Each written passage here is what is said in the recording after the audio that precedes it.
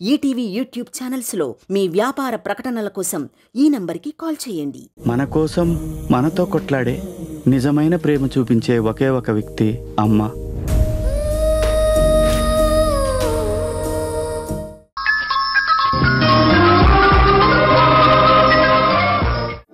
ఇంత జరిగాక ఆ తాయారు కూడా చనిపోతుంది.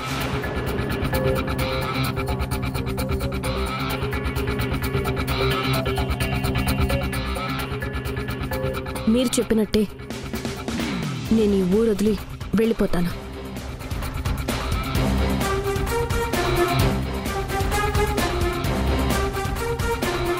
నాకు తెలుసు సింధు నీ బలహీనత ఏంటో, అందుకే దాని మీద కొట్టాను. ఇన్నాళ్ళు నీ గురించి నేను చాలా కంగారు పడ్డాను. మనశ్శాంతి కూడా లేకుండా పోయింది. నువ్వు చెప్తే నమ్మవు, కానీ నీ గురించి ఆలోచిస్తూ కొన్ని రాత్రులు నిద్ర కూడా పోలేదు తెలుసా. అబద్ధాలు చెప్పే వాళ్ళకి నిద్ర మనశ్శాంతి రెండూ దొరకవు. ఎందుకంటే అబద్ధంతో దాచిపెట్టిన నిజం ఎప్పుడు బయటపడుతుందా అన్న భయం. నీ విషయంలో నేను భయపడ్డా నేనే గెలిచాను సింధు. మీరు గెలవలేదు, నేనే మిమ్మల్ని గెలిపించాను.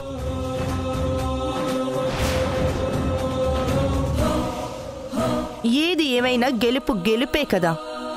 మీది గెలుపు కాదు, బలుపు.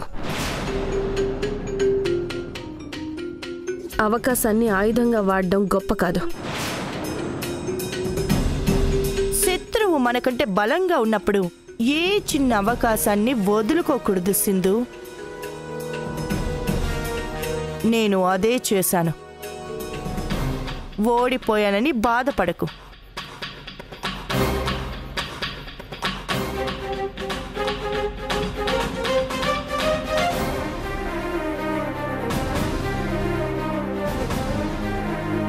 తీసుకో. దేనికి? మళ్ళీ నీ బ్రతుకు ఒంటరైపోతుంది కదా. ఈ డబ్బు తీసుకొని ఎక్కడికైనా వెళ్ళిపో. జీవితాంతం బాధతో బ్రతికే.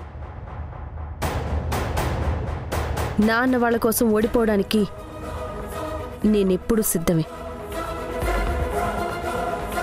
కానీ ఓడిపోయానని ఇక జీవితంలో కోలుకోలేను అనుకున్న ప్రతిసారి ఆ దేవుడు నా వైపుండి నన్ను గెలిపిస్తాడు. ఇంత జరిగినా నువ్వింకా భ్రమలోనే బ్రతుకుతున్నావే. నిన్ను చూస్తే నాకు జాలేస్తోంది. భ్రమలో బ్రతుకుతుంది మీరు, వాస్తవంలో వెళ్తుంది నేను. మీకు నాకు చాలా తేడా ఉంది. నేను ఈ ఊరు వదిలి వెళ్ళిపోతున్నాను. ఈ ఇల్లు వాళ్ళకే ఉండాలి. వాస్తవ్ గారు త్వరగా కోలుకోవాలి. అను జీవితం బాగుండాలి. తాయారు గారిని బాగా చూసుకోవాలి. వీటిల్లో ఏ ఒక్కటి తేడా జరిగినా నేను మళ్ళీ తిరిగి వస్తాను. ఆ అవకాశం నేను నీకు ఇవ్వనులే.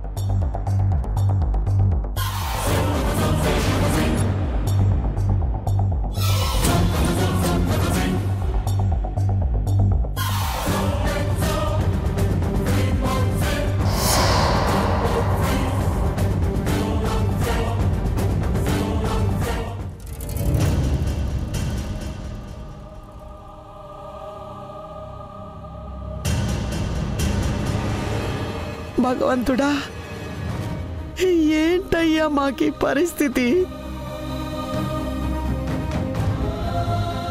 చెట్టంత కొడుకుని హాస్పిటల్ పాలు చేశావు. జీవితంలో వాడు తిరిగి నడుస్తాడో నడవడో తెలీదు.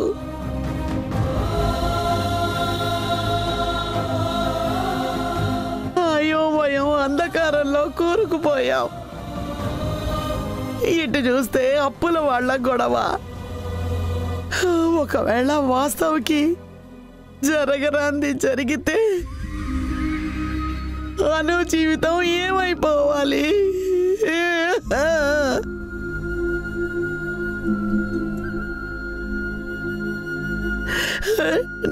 నేను ఈ మానసిక క్షోభతో ఎన్ని రోజులు బతుకుతానో తెలీదు. నిన్ను కన్నీళ్లతో వేడుకుంటున్నాను.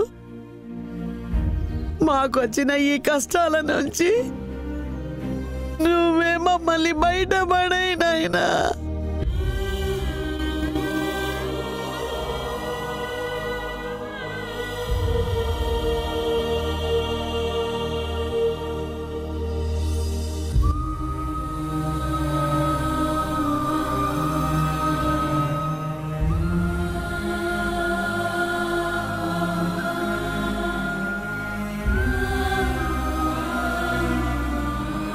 బిందు, ఏంటమ్మా అలా ఉన్నావు?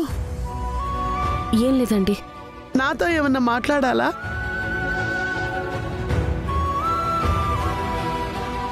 పని మీద నేను ఊరెళ్తున్నానండి.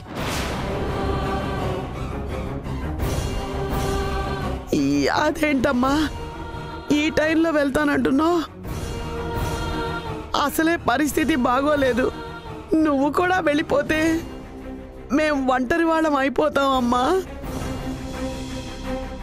నేను వెళ్తుంది మీరు బాగుండాలని, మీకు మంచి జరగాలంటే నేను మీకు దూరంగా వెళ్ళిపోవాలి. తప్పదండి. బిందు, నీ ఊరి ప్రయాణం వాయిదా వేసుకోమ్మా. కావాలంటే తర్వాత వీలు చూసుకొని వెళ్ళొచ్చు. నువ్వు ఉంటే కాస్త ధైర్యంగా ఉంటుందమ్మా. లేదండి, నా ప్రయాణం వాయిదా పడితే ప్రాబ్లం అవుతుంది. అర్జెంటుగా వెళ్ళాలి.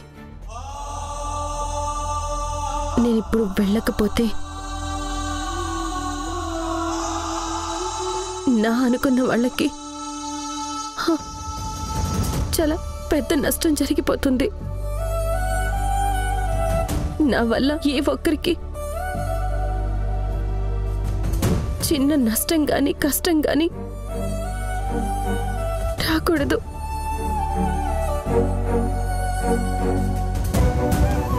అందుకే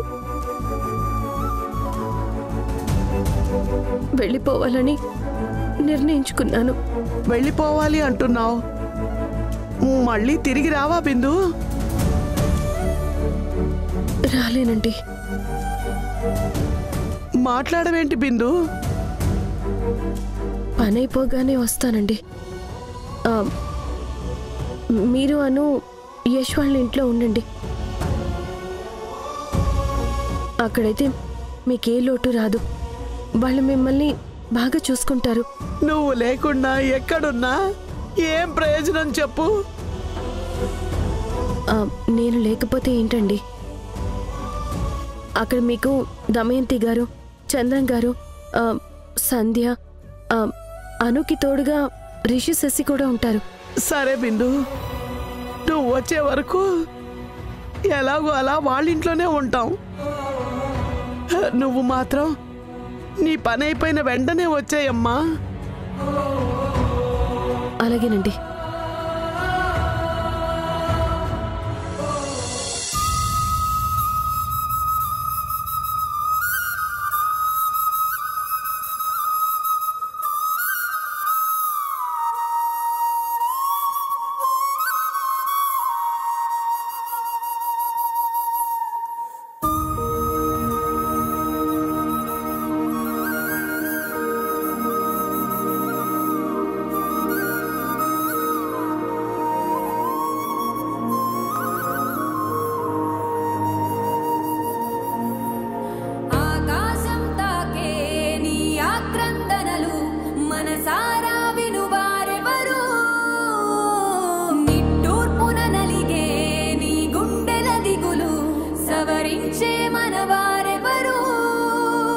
కళమారుతున్న జీవితం కలతలోకి జారెనా, కలలు గన్న కనులకు నీటి చెమ్మ తగిలెనా, వెలుతురైన ప్రతిదినం చూపుతోంద వేదన, అందమైన బతుకున అలజడి జలరేగెనా.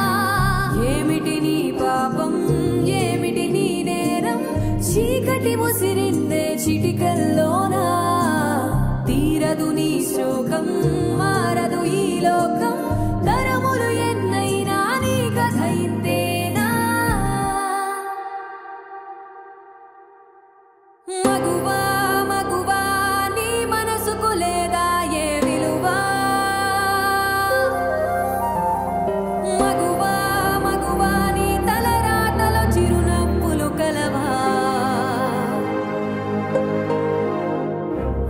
చులువుగా చూస్తారు, లోకువ చేస్తారు. అనాది కాలంగా బలవే నువ్వు, నిందలు వేస్తారు, నిన్ను వెలివేస్తారు. ఆడదిగా నువ్వు పొరబడి పుట్టావు.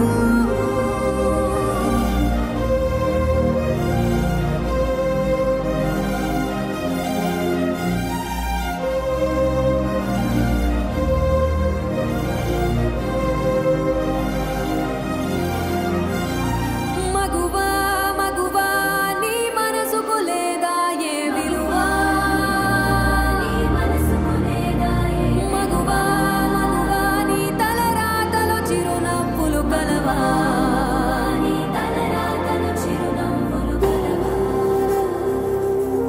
ఫ్రెండ్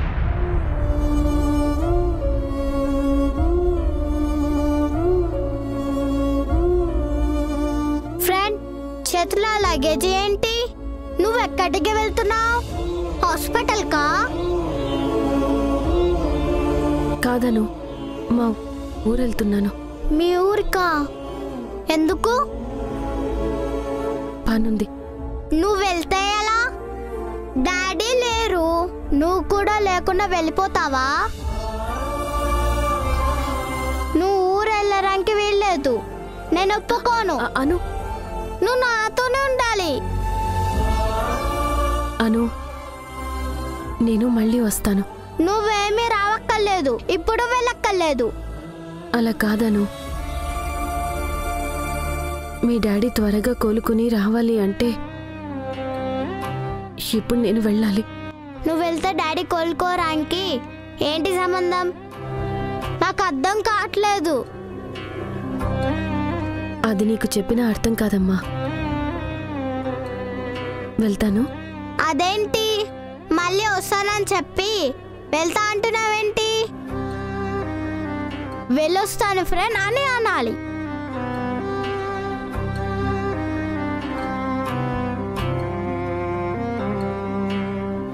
సరే, వెళ్ళొస్తాను. నువ్వు బాగా చదువుకోవాలి. ఇక నుంచి నువ్వు రిషి శశి వాళ్ళ ఇంట్లోనే ఉండాలి. వాళ్ళతో హాయిగా ఆడుకోవచ్చు. సరేనా? సరే ఫ్రెండ్, బాయ్.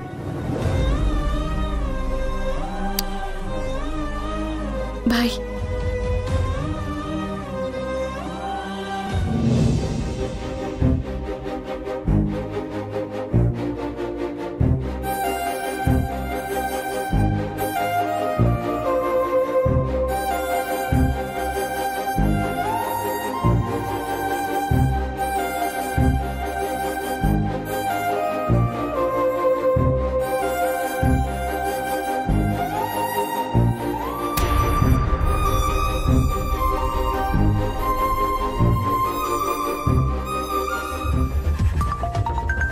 ఇదేంటి ఇప్పుడు ఫోన్ చేస్తుంది? మనసు మార్చుకుందా లేక మాట తప్పిందా?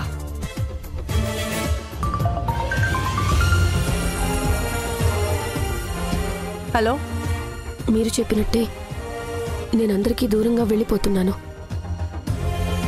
కానీ చూడు సింధు, ఆ కుటుంబం బాధ్యత ఇక నుండి నాది. నువ్వు ధైర్యంగా వెళ్ళు. వెళ్లే ముందు నాదొక చిన్న కోరిక. ఏంటది? ఇంకేమైనా డబ్బు కావాలా? ఒక్కసారి రిషి సెసిల్ని చూడాలనుంది.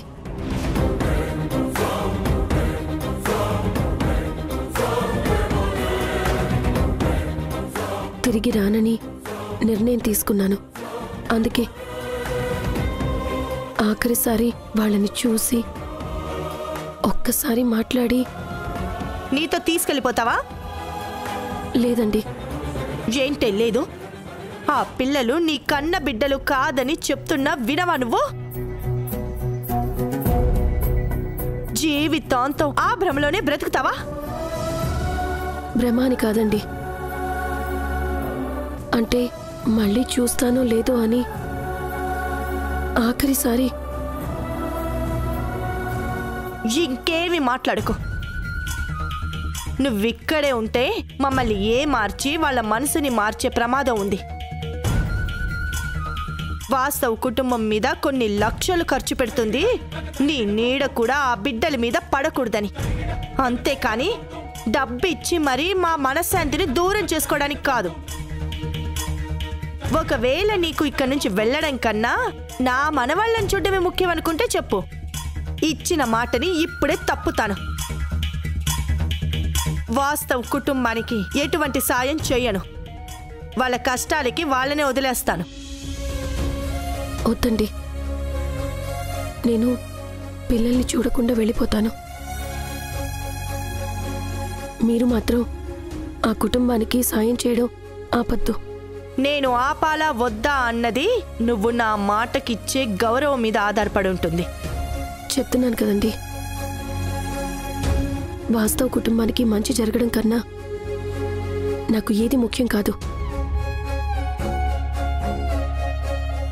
ఇప్పుడే వెళ్ళిపోతాను.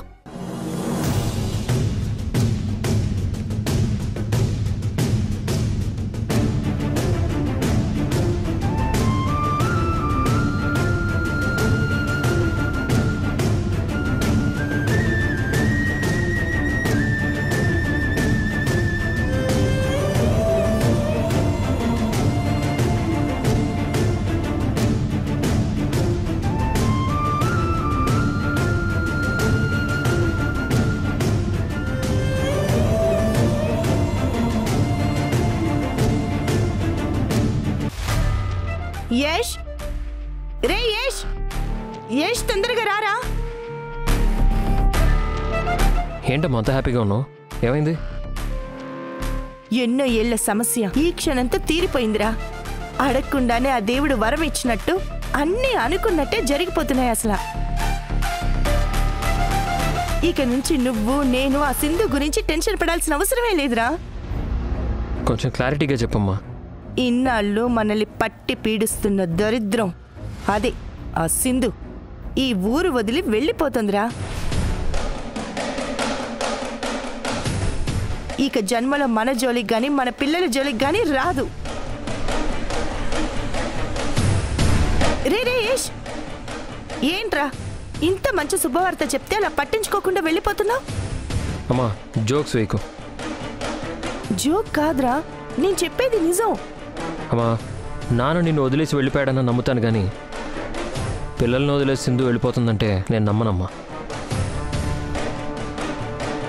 ఇన్ని రోజులు పిల్లల కోసం తప్పించిపోయి వాళ్ళతో మాట్లాడాలని కలిసి టైం స్పెండ్ చేయడానికి ఆరాటపడ్డ సింధు సడన్గా ఊరొదిలి ఎలా వెళ్ళిపోతుంది అనుకున్నావు?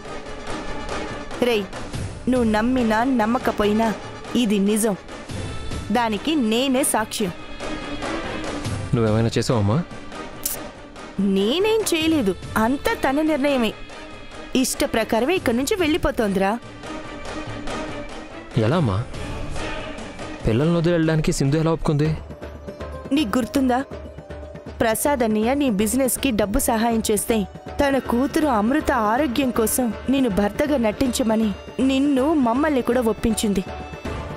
నా అనుకున్న వాళ్ళ కోసం ఎంతటి త్యాగం చేయడానికైనా వెనకాడదు. అలాంటి మూర్ఖురాలు తను. నీకు కూడా తెలుసు కదా. తెలిస్తే? సింధుకున్న ఆ బలహీనతని నా బలంగా మార్చుకుని మన జీవితాల్లోంచి శాశ్వతంగా బయటికి పంపించేశాన్రా.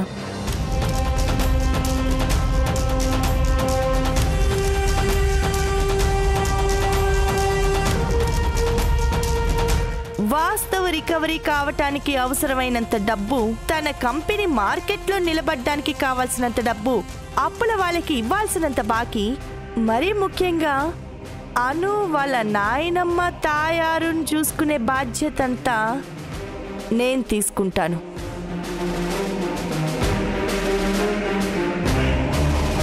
నువ్వు మమ్మల్ని, యష్ని, ముఖ్యంగా పిల్లల్ని వదిలి చివరికి ఈ ఊరు కూడా వదిలి శాశ్వతంగా ఎటైనా దూరంగా వెళ్ళిపోవాలి.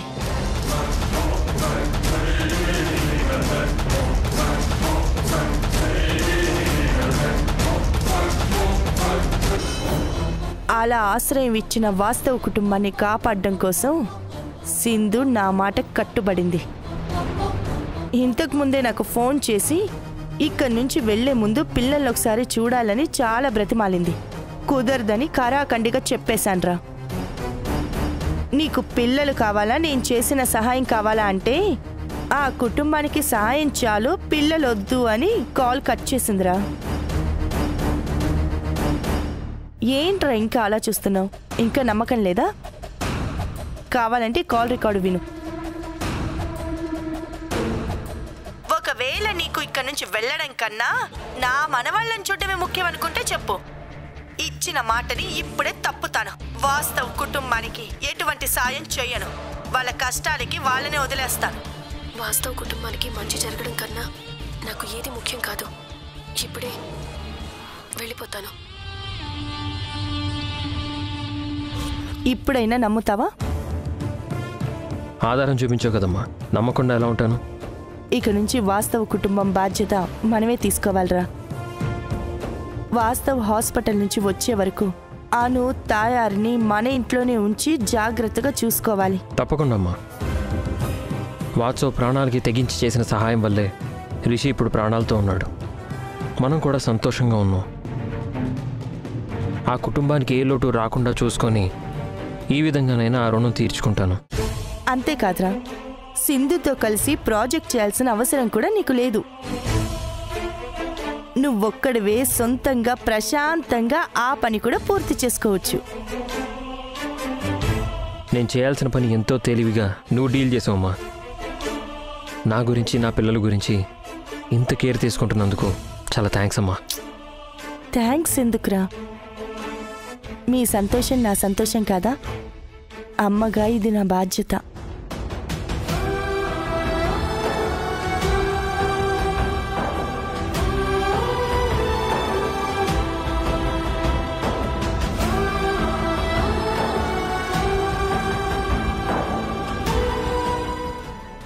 సంధ్య, ఏంటి ఆలోచిస్తున్నావు? రిషి గురించి అబ్బి. ఆ యమ్మి ఊరదులు వెళ్ళిపోయిండది, జీవితంలో మళ్ళీ తిరిగి రాదని చెప్తా ఉండవు. ఈ విషయం తెలిస్తే రిషి ఎట్టా ఫీల్ అవుతాడా అని ఆలోచిస్తా ఉండాను. నా పిల్లల్ని అది మాయ చేసింది. ఇవాళతో ఆ మాయ వదిలిపోయింది.